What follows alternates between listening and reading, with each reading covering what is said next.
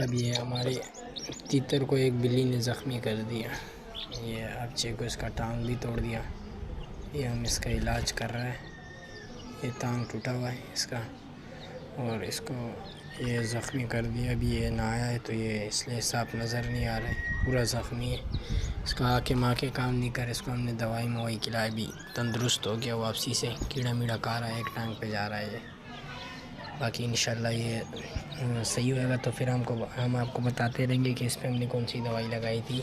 फिर अगर आपके घर में कोई ऐसी हादसा नहीं करे, पेश आ जाए, अगर पेश आ गया तो फिर हम आपको उसके बारे में बता देंगे इंशाल्लाह से।